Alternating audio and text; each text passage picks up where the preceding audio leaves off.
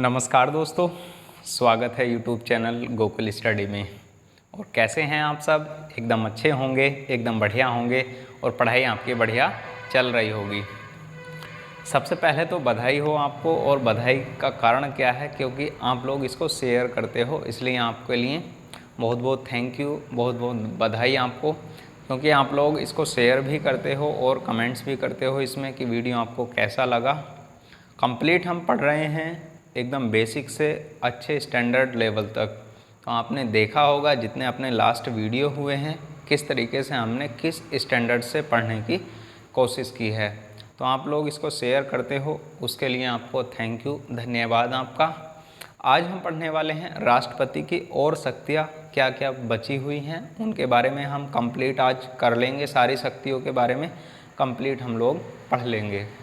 Last video में आपने देखा हो तो उसको आप लोग वित्तीय शक्तियों के बारे में हमने पढ़ाई की है, वित्तीय शक्ति क्या क्या होती हैं। और उसके बाद हम बात करें राष्ट्रपति का अध्यादेश, जो अध्यादेश का प्रावधान है वो क्या है, किस तरीके से एग्ज़ाम में सवाल बनते हैं, कितनी अवधि तक अध्यादेश रह सकता है, कितनी अवधि तक अध्यादेश नहीं रह सकता, उनके संबंध में उसके संबंध में हमने बात की है। तो आप लोग इस वीडियो को भी कंप्लीट देखना। और आज हम पढ़ने वाले हैं राष्ट्रपति की आपातकालीन शक्तियाँ क्या क्या हैं, कौन सी स्थिति में राष्ट्रीय आपातकाल लगता है, राष्ट्रपति शासन कौन सी स्थिति में लगता है, और वित्तीय आपातकाल क्या है, इन सब के बारे में हम अच्छे से पढ़ने वाले हैं। सैन्य शक्ति क्या होती हैं, कूटनीतिक शक्तियाँ क्या होती हैं, उन सबको आज हम यानी राष्ट्रपति की जितनी शक्तियाँ हैं उनको कंप्लीट हम लोग पढ़ लेंगे। तो आप लोग इसको शेयर करना और लाइक तो आप लोग करते हो। चलो अब हम बात करते हैं किसके संबंध में, अब हम बात करते हैं राष्ट्रपति की। सबसे पहले हमें देखो 3 चीज़ें अभी पढ़नी हैं जो शक्तियाँ हैं। एक तो आपातकालीन शक्ति, आपातकालीन शक्ति, और दूसरे की मैं बात करूं यहाँ पर आपातकालीन शक्ति के बाद सैन्य शक्ति हमें पढ़नी है, सैन्य शक्ति। और नेक्स्ट की मैं बात करूं यहाँ पर और हमें पढ़नी है, जैसे हम बात करें कूटनीतिक शक्तियाँ, कूटनीतिक शक्तियाँ ये क्या होती हैं सबको हम अच्छे से समझने वाले हैं। तो ध्यान से आप लोग समझना। पहले हम पढ़ेंगे आपातकालीन शक्तियों के बारे में, राष्ट्रपति के संबंध में, या राष्ट्रपति की आपातकालीन शक्तियाँ होती क्या हैं। ध्यान से आप लोग समझना इसको। आपातकालीन शक्तियाँ, और किसकी शक्तियाँ पढ़ रहे हैं हम लोग? राष्ट्रपति की आपातकालीन शक्तियाँ। यदि मैं बात करूं आपातकालीन शक्तियां कितने प्रकार की होती हैं राष्ट्रपति की, तो 3 प्रकार की आपातकालीन शक्तियां होती हैं, या आपातकाल 3 प्रकार के होते हैं। और कौन कौन से होते हैं उनको आप लोग ध्यान से समझो। यहाँ पर सबसे पहले मैं बात करूं तो एक होता है राष्ट्रीय आपातकाल। राष्ट्रीय आपातकाल इधर लिखते हैं, थोड़ा तीनों के लिए एक डायग्राम बना लेंगे हम। राष्ट्रीय आपातकाल, और राष्ट्रीय आपातकाल की बात की जाए तो इसको बोलते हैं नेशनल इमरजेंसी। और इसका प्रावधान कहाँ पर देखने के लिए मिलता है? आर्टिकल नंबर 352 में, 352 अनुच्छेद में इसका प्रावधान देखने के लिए मिलता है। राष्ट्रीय आपातकाल अभी मैं आपको समझाने वाला हूँ कौन सी कंडीशन में राष्ट्रीय आपातकाल लगता है और कब क्या प्रावधान राष्ट्रीय आपातकाल के संबंध में जोड़ा गया। तो ध्यान से आप लोग इसको अभी समझेंगे हम।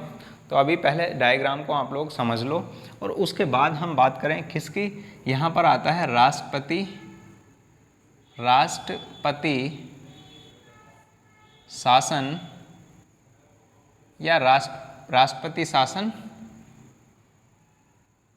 उसकी भी हम बात करेंगे क्या होता है राष्ट्रपति शासन। और नेक्स्ट की मैं बात करूं, हम फिर बात करेंगे वित्तीय आपातकाल के बारे में। वित्तीय आपातकाल क्या होता है ये, उसके सब के बारे में हम बात करेंगे। तो यहाँ पर कहाँ प्रावधान देखने के लिए मिलता है?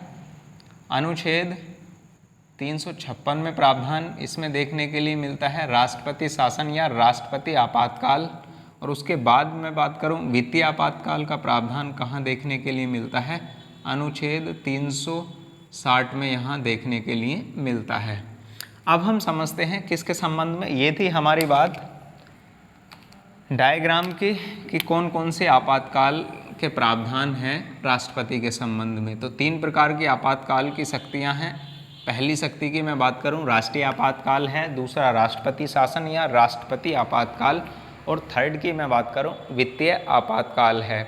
अब यहाँ से बात आती है कि ये किस आधार पर लगता है या कौन से आधारों पर राष्ट्रीय आपातकाल लगता है, राष्ट्रपति शासन किन आधारों पर लगता है और वित्तीय आपातकाल किन आधारों पर लगता है। तो आप लोग ध्यान से इसको समझना। यहाँ पर हम बात करें राष्ट्रीय आपातकाल के संबंध में, तो राष्ट्रीय आपातकाल जो मूल संविधान था उसमें 3 शब्द के आधार पर राष्ट्रीय आपातकाल लगाया जा सकता था।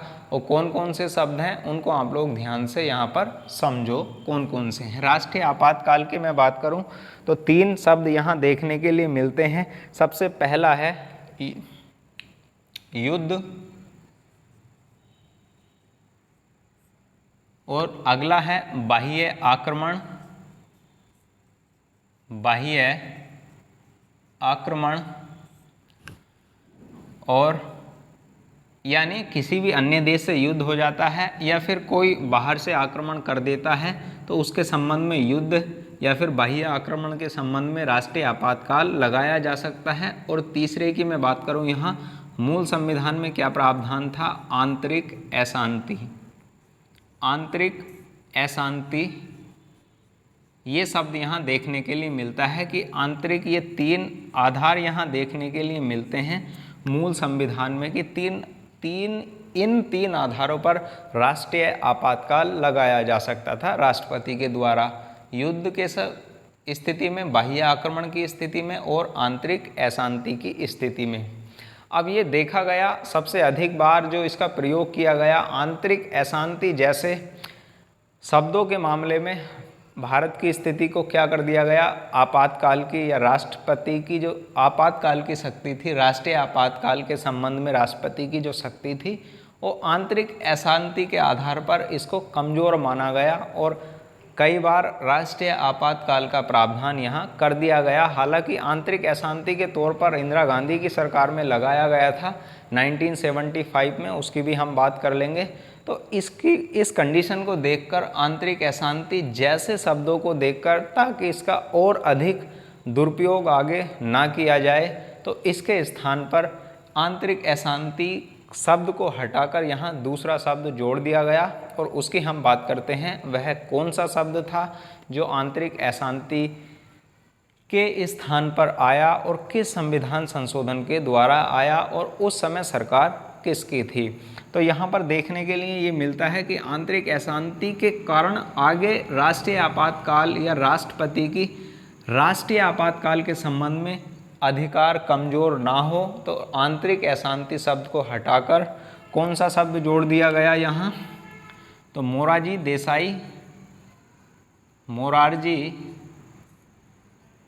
देसाई की सरकार ने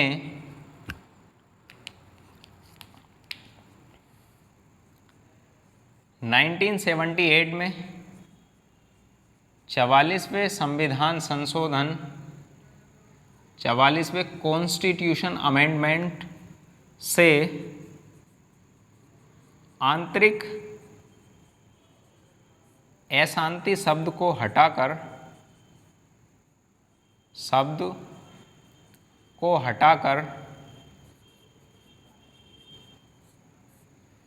सशस्त्र विद्रोह जोड़ दिया गया। सशस्त्र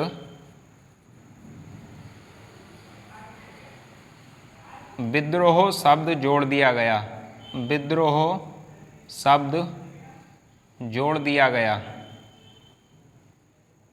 यदि बात की जाती है किसके संबंध में कि पहले क्या प्रावधान था, आंतरिक अशांति था, और वर्तमान की बात की जाए तो सशस्त्र विद्रोह शब्द कहाँ पर जोड़ा गया, बाद में 44वें संविधान संशोधन 1978 मोरारजी देसाई के द्वारा, मोरारजी देसाई की सरकार के द्वारा यहाँ पर सशस्त्र विद्रोह शब्द को जोड़ा गया, आंतरिक अशांति शब्द को हटा दिया गया राष्ट्रीय आपातकाल के संबंध में। अब हम यहाँ पर बात करते हैं कि राष्ट्रीय आपातकाल लगा कब, कौन कौन सी कंडीशन में, कब कब ये राष्ट्रीय आपातकाल लगा या राष्ट्रीय आपातकाल की घोषणा हुई। अब यहाँ थोड़ी सी हम बात किसके संबंध में करते हैं। अब पहले हम बात करते हैं कि राष्ट्रीय आपातकाल कब लगा। तो आप लोगों ने यहाँ पर हम बात करते हैं किसके संबंध में, अभी हम बात कर रहे हैं राष्ट्रीय आपातकाल के संबंध में। जब हम बात करते हैं 1962 की, 1962 में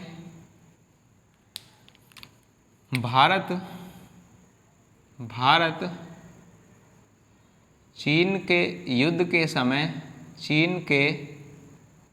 युद्ध के समय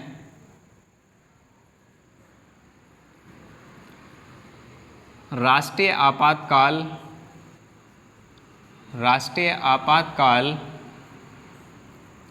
सबसे पहले लगाया गया, सबसे पहले लगाया गया। ये आप लोग अच्छे से याद रखना, कब 1962 में सबसे पहले भारत और चीन के युद्ध के समय राष्ट्रीय आपातकाल लगाया गया। और दूसरी कंडीशन की यहाँ पर हम बात करें और कब लगा, 1971 यानी 1971 में, 1971 में भारत व पाकिस्तान के बीच युद्ध के समय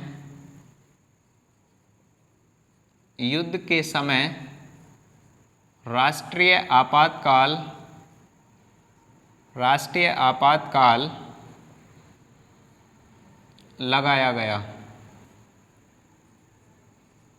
तो यहाँ दो कंडीशन की बात करें, भारत और चीन के युद्ध के समय 1962 में लगाया गया था और 1971 भारत और पाक के बीच युद्ध के समय इसको लगाया गया था, जब बांग्लादेश आज़ाद हुआ था उस समय। अब उसके बाद यदि तीसरी बात की जाए तो कब लागू किया गया तीसरी बार में, तो 1975 में। 1975 में अभी हम बात कर लेंगे यहाँ पर राष्ट्रपति की, जब हम बात करेंगे तो वहाँ आपको पता लगेगा कि 1962 के समय कौन राष्ट्रपति थे, 1971 के समय कौन राष्ट्रपति थे। जब हम राष्ट्रपति पढ़ेंगे तो राष्ट्रपति में ही आपको बता दूंगा मैं कि यहाँ से यहाँ तक राष्ट्रपति ये थे, और राष्ट्रपति उसके बाद हम बात करें और कौन से थे, सबकी हम बात यहाँ पर कर लेंगे। यदि बात की जाए यहाँ पर कौन थे राष्ट्रपति, उस समय आप लोग लगा सकते हो, क्योंकि 52 से 62 तक राष्ट्रपति कौन रहा है, डॉक्टर राजेंद्र प्रसाद रहे हैं। और यहाँ पर 1971 की बात की जाए तो वीवी गिरी यहाँ पर राष्ट्रपति देखने के लिए मिलते हैं। और उसके बाद यहाँ पर बात की जाती है 1975 में, तो उस समय कौन थे राष्ट्रपति, फ़खरुद्दीन अली अहमद साहब यहाँ पर राष्ट्रपति थे उस समय 1975 में जब आपातकाल लगाया गया था। 1975 में आंतरिक अशांति के आधार पर इंदिरा गांधी के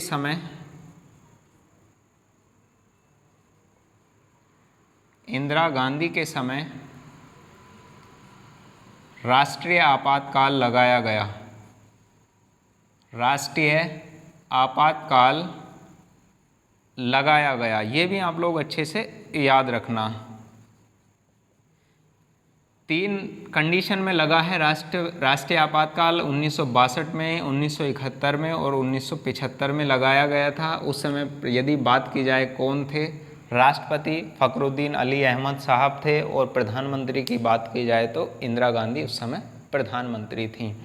तो राष्ट्रीय आपातकाल किन आधारों पर लग सकता है, युद्ध, बाह्य आक्रमण, आंतरिक अशांति शब्द को हटाकर सशस्त्र विद्रोह शब्द इसमें जोड़ दिया गया 44वें संविधान संशोधन के द्वारा मोरारजी देसाई की सरकार के समय। कब लगाया गया, यही एग्जाम में पूछा जाएगा आपको, और अलग यहाँ से प्रावधान नहीं पूछा जाता।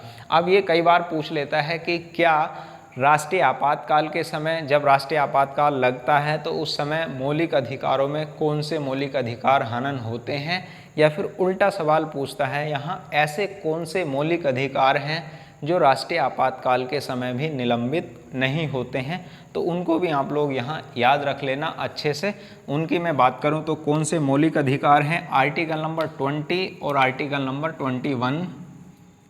आर्टिकल नंबर 20,21 में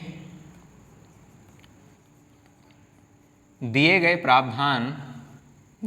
प्रावधान निलंबित नहीं होते हैं, निलंबित नहीं होते हैं। ये आप लोग अच्छे से याद रखना, क्योंकि उसके बाद आप इसे लिखोगे, फिर उसके बाद ये लिखोगे और लास्ट में आप लोग नेक्स्ट ये लिखना। आर्टिकल नंबर 20 में आप लोग देखोगे वहाँ पर अलग प्रावधान, जैसे गिरफ्तारी से संरक्षण के मामले में यहाँ प्रावधान देखने के लिए मिलता है। और 21 की बात करें, राइट टू प्राइवेसी या फिर निजता का अधिकार या फिर जीवन जीने की स्वतंत्रता, यहाँ आर्टिकल नंबर 21 में देखने के लिए मिलती है। राष्ट्रीय आपातकाल के समय भी इनमें कोई भी हनन नहीं होता, ये आप लोग अच्छे से याद रखना। तो आप लोग इसका स्क्रीनशॉट ले लो, फिर उसके बाद हम बात करते हैं राष्ट्रपति शासन के संबंध में क्या प्रावधान देखने के लिए मिलता है। लिया होगा आपने स्क्रीनशॉट। अब हम बात करते हैं किसके संबंध में, अब हम बात करते हैं राष्ट्रपति शासन के संबंध में।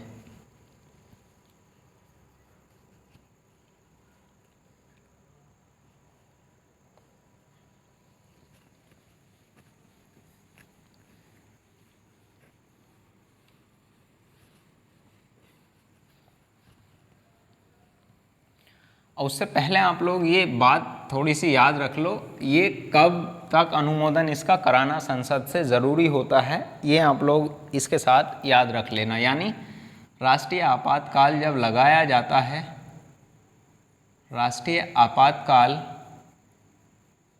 जब लगाया जाता है तो यह कब तक या फिर कितने समय तक प्रभावी रहता है, उसकी आप लोग ये भी पॉइंट नोट करके आप लोग लिखना यहाँ पर। राष्ट्रीय आपातकाल की उद्घोषणा के बाद जब घोषणा कर दी जाती है तो उसके 1 माह के अंदर क्या करना होता है, संसद से उसकी अनुमति लेना आवश्यक होती है। अब यहाँ पर एक बात आप लोग याद रखना, यहाँ ध्यान से आप लोग समझना कि यहाँ पर राष्ट्रीय आपातकाल की उद्घोषणा हो चुकी है, घोषणा हो चुकी है, तो 1 माह के अंदर क्या करना होता है, 1 माह के अंदर संसद से उसको पारित कराना होता है, पारित कराना होता है। और यह कब तक लागू रहता है, ये भी आप लोग याद रखना। 1 माह के अंदर संसद से पारित करा लिया गया तो यह अवधि कब तक लागू रहती है राष्ट्रीय आपातकाल की, यह अवधि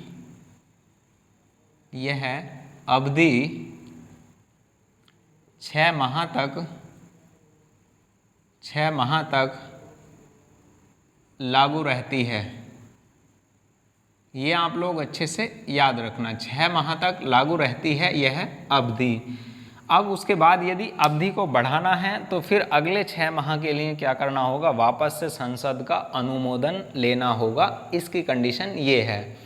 अब यहाँ पर बात आती है कि जब इसकी घोषणा की जाती है तो राष्ट्रपति अपने मन से करते हैं या फिर उसके लिए कोई अलग प्रावधान है या फिर नहीं है। तो वहाँ पर आर्टिकल नंबर 352 में ही ये शब्द जोड़ दिया गया कि मंत्रिमंडल। ध्यान से आप लोग इस बात को समझ लेना, 2 शब्द यहाँ देखने के लिए मिलते हैं, एक मंत्री परिषद और एक होता है मंत्रिमंडल। जब मैं आपको प्रधानमंत्री या मंत्री के बारे में पढ़ाऊंगा, कैबिनेट मंत्री, राज्य मंत्री और राज्य मंत्री स्वतंत्र प्रभार क्या होते हैं, वहाँ पर मैं बात कर लूँगा मंत्री परिषद के बारे में कंप्लीट और मंत्रिमंडल के बारे में कंप्लीट। तो इसके बारे में यहाँ पहले समझो, हम मंत्रिमंडल की यहाँ बात कर रहे हैं। जब राष्ट्रपति क्या लगाते हैं, राष्ट्रीय आपातकाल की घोषणा करते हैं, तो उससे पूर्व वह किसकी अनुमति लेते हैं, या अपने स्वयं विवेक के अनुसार ऐसा करते हैं, तो राष्ट्रपति ऐसा करने से पहले मंत्रिमंडल की लिखित अनुमति लेते हैं। ध्यान से आप लोग इसको समझो। यहाँ पर राष्ट्रीय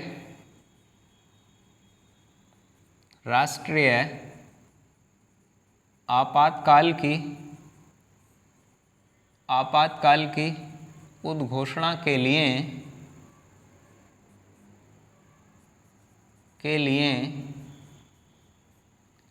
राष्ट्रपति मंत्रिमंडल की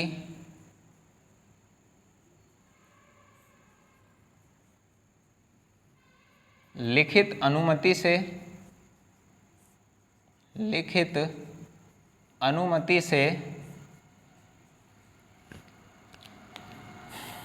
आपातकाल की घोषणा करते हैं, नेशनल इमरजेंसी की घोषणा करते हैं।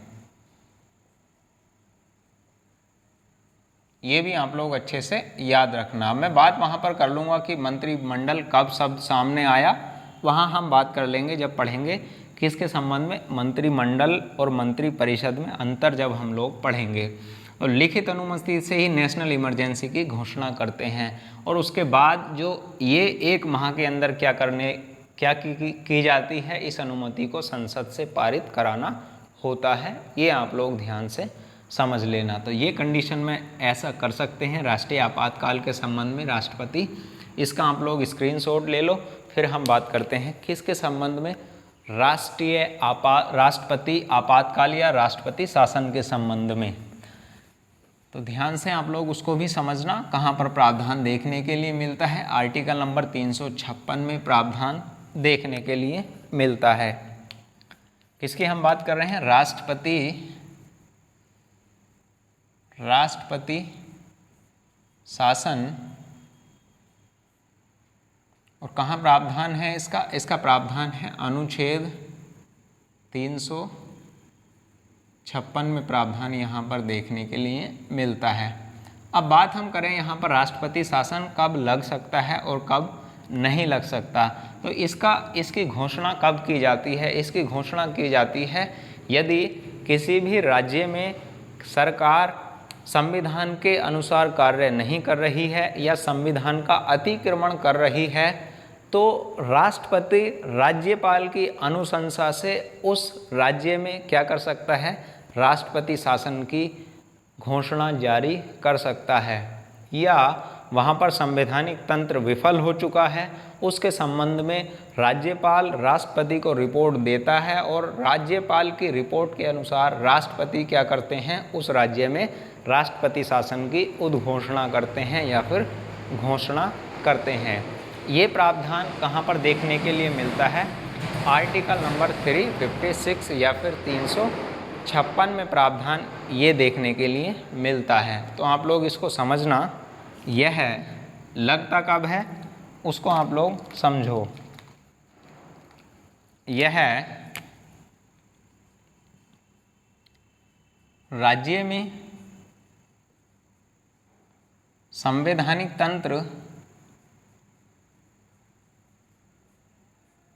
संवैधानिक तंत्र विफल हो जाने पर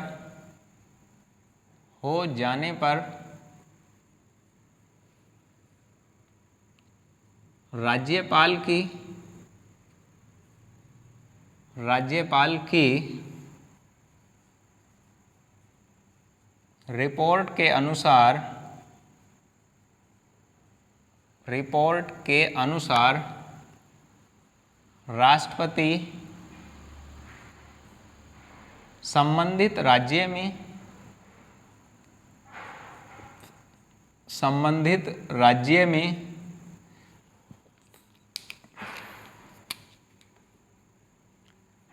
राष्ट्रपति शासन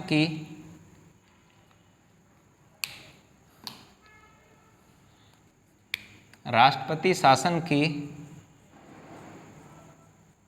उद्घोषणा करते हैं।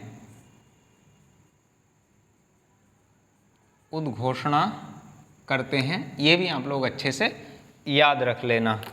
तो कब करते हैं,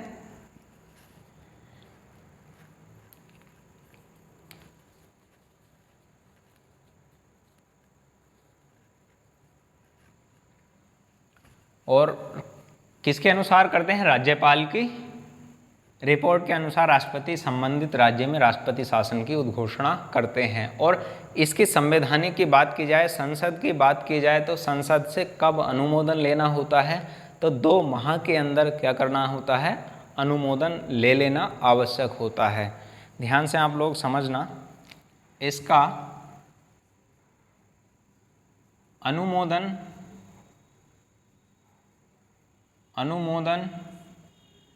संसद से 2 माह के अंतर्गत ले लेना होता है। और यदि बात की जाए तो यह लागू कब तक रहता है, उसको भी आप लोग यहाँ पर लिख लेना, यह कब तक लागू रहता है।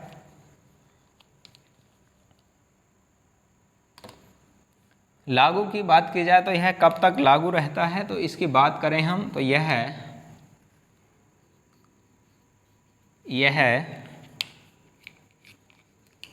1 वर्ष तक लागू रहता है।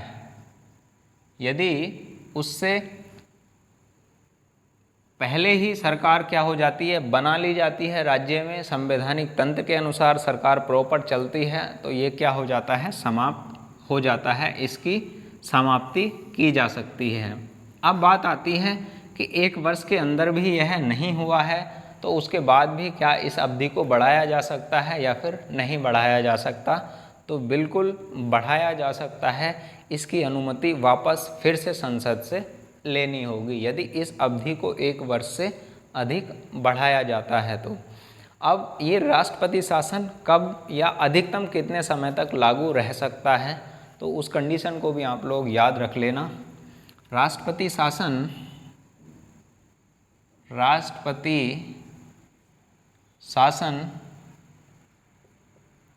अधिकतम 3 वर्ष तक लागू रह सकता है। किसी भी राज्य में अधिकतम जो लगातार की बात की जाए तो 3 वर्ष तक अधिकतम शासन लागू रह सकता है, राष्ट्रपति शासन। ये आप लोग अच्छे से बात याद रख लेना। बाकी नॉर्मल कंडीशन की बात की जाए तो 1 वर्ष तक, उससे पहले सरकार का गठन हो जाता है तो क्या कर लिया जाता है? राष्ट्रपति शासन हट जाता है।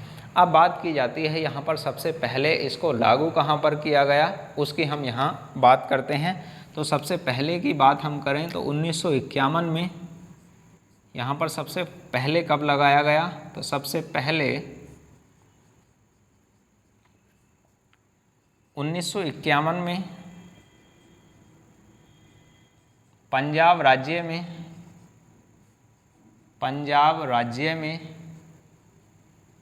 इसको लगाया गया। ये भी आप लोग अच्छे से बात याद रख लेना। अब यहाँ पर बात की जाती है कि सबसे अधिक बार कहाँ पर लगाया जा चुका है।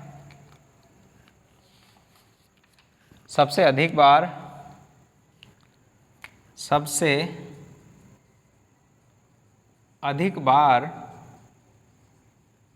ये एग्ज़ाम में पूछ लेता है कि सबसे पहली बार कहाँ लगाया गया और सबसे अधिक बार किस राज्य में लगाया गया। सबसे अधिक बार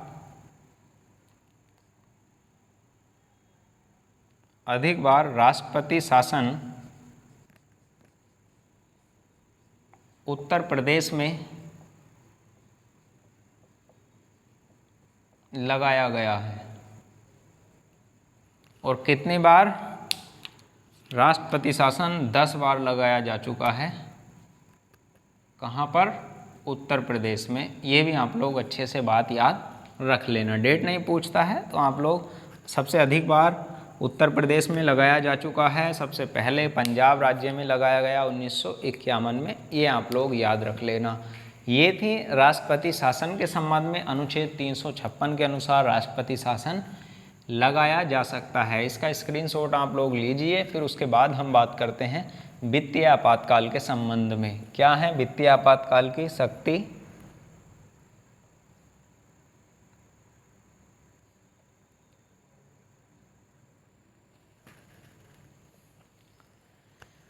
लिया होगा आपने स्क्रीनशॉट।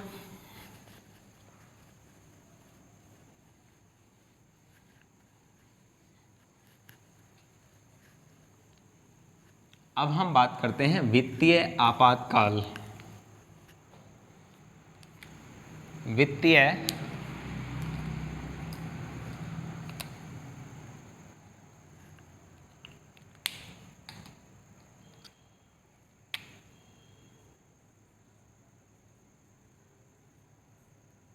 आपातकाल। और वित्तीय आपातकाल की बात की जाए तो कब इसको लगाए, किस आर्टिकल में इसका प्रावधान है? आर्टिकल नंबर 360 में इसका प्रावधान देखने के लिए मिलता है। ये भी आप लोग याद रखना। अब बात यहाँ पर की जाती है वित्तीय आपातकाल किस कंडीशन में लगाया जा सकता है। तो नाम से ही यहाँ पर लिखा हुआ है कि वित्त का संकट आ जाने पर, धन का संकट आ जाने पर वहाँ उस स्थिति में क्या लगाया जा सकता है? आर्थिक स्थिति कमज़ोर हो जाने पर वित्तीय आपातकाल की घोषणा की जा सकती है राष्ट्रपति के द्वारा। और बात की जाए यहाँ पर इसकी संसद से अनुमति कितने माह के अंदर ले ली जानी आवश्यक होती है? तो यहाँ पर भी 2 माह के अंदर अनुमति संसद से लेनी होती है। राष्ट्रपति ने जो भी ये वित्तीय आपातकाल की घोषणा की है कि आगे के लिए यह लागू रहेगा या फिर नहीं लागू रहेगा। कार्यकाल की हम यहाँ पर इसके टाइम पीरियड की बात भी करते हैं। तो वहाँ टाइम पीरियड की बात की जाए कि वित्तीय आपातकाल 2 माह के अंदर संसद से अनुमति लेने के बाद कितने समय तक लागू रह सकता है? तो वित्तीय आपातकाल की संविधान में कोई समय सीमा निर्धारित नहीं की गई है। ये भी आप लोग अच्छे से बात याद रखना। बढ़िया है ये सवाल यहाँ पर कि वित्तीय आपातकाल कितने समय तक लागू रह सकता है।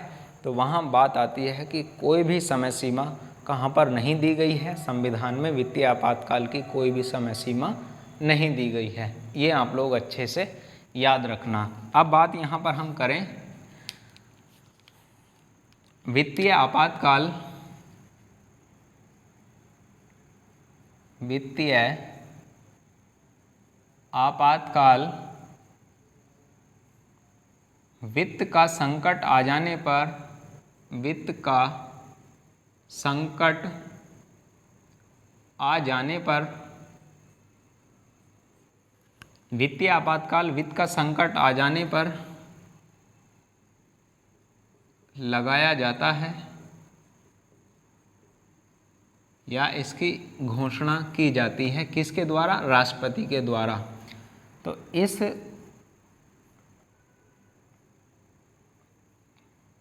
इस अनुमोदन को या इस जो भी राष्ट्रपति के द्वारा क्या किया गया है, वित्तीय आपातकाल की घोषणा की गई है, इस आदेश को दो माह के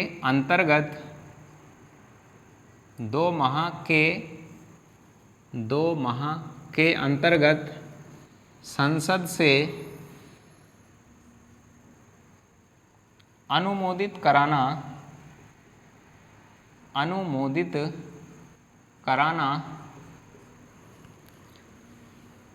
आवश्यक होता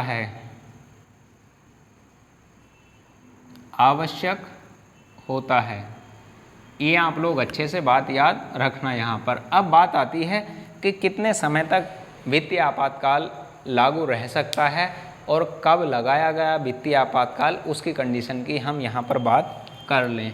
तो बात हम करें वित्तीय आपातकाल के समय की। तो वित्तीय आपातकाल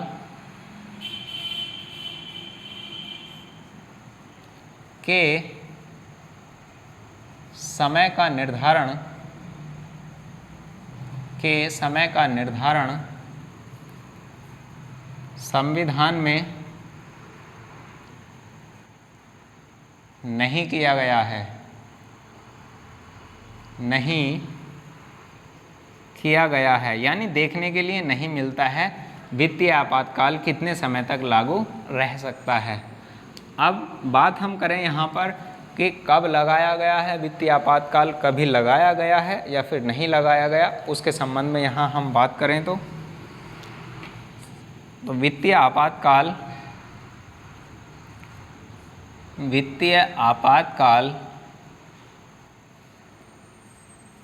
अभी तक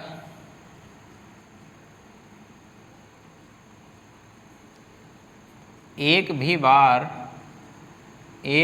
बार नहीं लगाया गया है। ये आप लोग अच्छे से बात याद रख लेना कि वित्तीय आपातकाल अभी तक एक भी बार नहीं लगाया गया है और वहाँ पर कोई भी समय सीमा का निर्धारण नहीं किया गया है। कहाँ? संविधान में वित्तीय आपातकाल के संबंध में कहाँ देखने के लिए मिलता है? आर्टिकल 360 में ये प्रावधान देखने के लिए मिलता है। ये थी राष्ट्रपति की आपातकालीन शक्तियाँ 352 में, 356 में, 360 में क्या क्या प्रावधान लागू रहते हैं, क्या लागू नहीं रहते, उनके बारे में हमने बात की। जैसे राष्ट्रीय आपातकाल के समय मौलिक अधिकारों, ऐसे कौन से मौलिक अधिकार हैं जिनका निलंबन नहीं होता है? आर्टिकल 20 में दिया गया प्रावधान और आर्टिकल 21 में दिया गया प्रावधान वह निलंबित नहीं होते हैं। ये भी आप लोग याद रख लेना। अब हम बात करते हैं सैन्य शक्तियों के बारे में और उसके बाद हम बात करते हैं कूटनीतिक शक्तियों के बारे में, क्या होती हैं कूटनीतिक शक्तियाँ और क्या होती हैं सैन्य शक्तियाँ। तो आप लोग इसका स्क्रीनशॉट लो और हाँ ना तो आप लोग कुछ ना थोड़ा बहुत बताया करो कि आपको वीडियो कैसा लगा और शेयर किया करो, बीच बीच में आप लोग लाइक भी कर दिया करो, क्योंकि हम लोग एक्स्ट्रा तो कोई बात करते हैं नहीं। और पानी आप लोग अधिक पिया करो इस समय।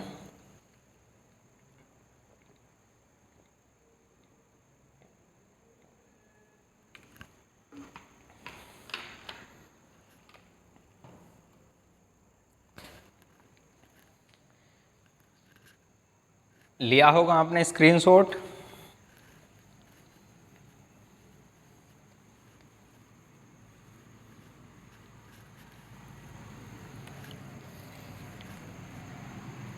अब हम बात करते हैं किसके संबंध में? अब हम बात करते हैं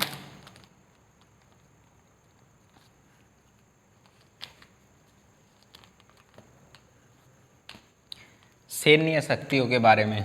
सैन्य शक्तियाँ क्या प्रावधान देखने के लिए मिलता है, अच्छे से आप लोग इसको समझो। तो सबसे पहली बात की जाए सैन्य शक्तियों में क्या प्रावधान देखने के लिए मिलता है। सभी सेनाओं का सर्वोच्च सेनापति कौन होता है? राष्ट्रपति होता है। तो ध्यान से आप लोग लिखो इस पॉइंट को। राष्ट्रपति तीनों सेनाओं का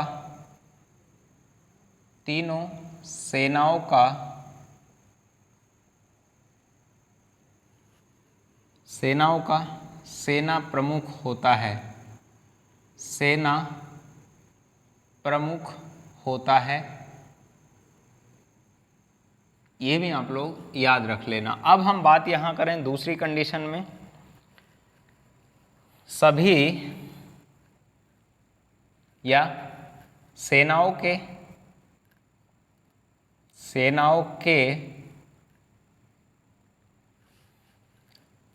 प्रमुखों की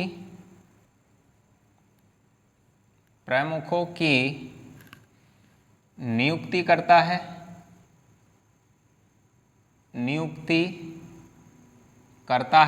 कौन करता है? राष्ट्रपति करता है। अब थर्ड की बात करें, युद्ध की घोषणा करता है और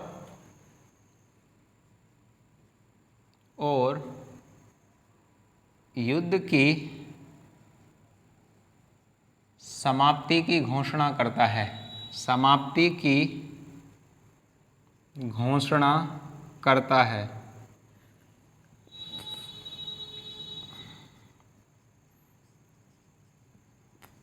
कौन करता है? राष्ट्रपति ऐसा करता है। और किसकी सिफारिश पर करता है? यहाँ पर संसद की सिफारिश पर ऐसा करता है राष्ट्रपति। क्योंकि आर्टिकल नंबर 53 में प्रावधान दिया गया है आर्टिकल 53 में कि कार्यपालिका शक्ति राष्ट्रपति में तो निहित होती है, पर वह अपनी सभी शक्तियों का प्रयोग वीटो पावर के संबंध में छोड़कर राष्ट्रपति मंत्रिपरिषद की सलाह से ही कार्य करता है।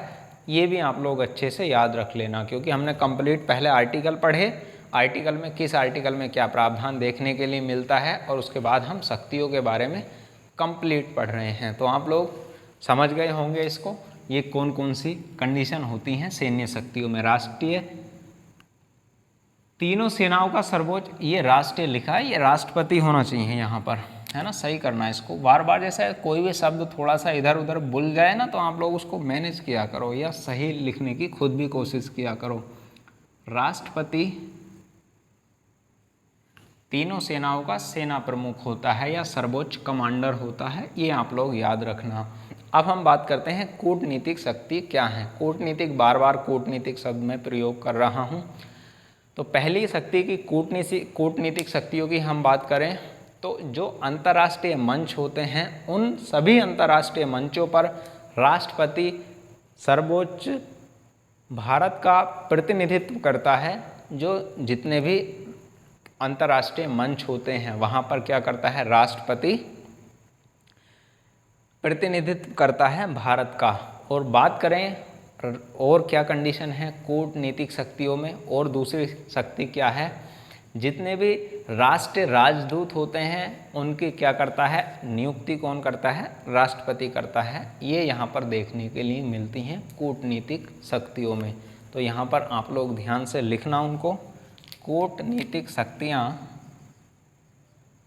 कूटनीतिक शक्तियाँ कौन सी हैं? पहली कंडीशन की मैं बात करूं, अंतर्राष्ट्रीय मंचों पर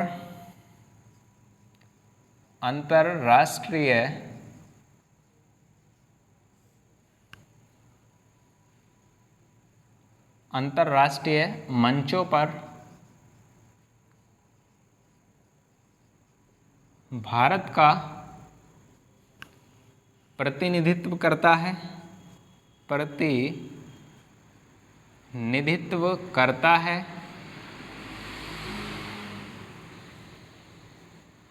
अंतर्राष्ट्रीय मंचों पर भारत का प्रतिनिधित्व कौन करता है? राष्ट्रपति करता है। और दूसरे की मैं यहाँ पर बात करूं,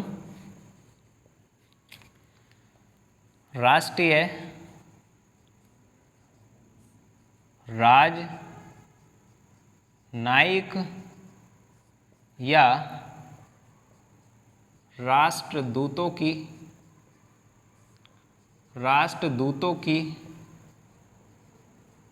नियुक्ति करता है,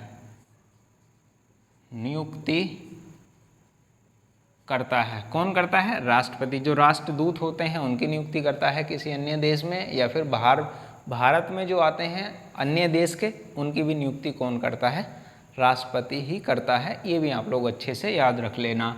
और ये कौन सी शक्ति हैं? ये हैं कूटनीतिक शक्तियाँ।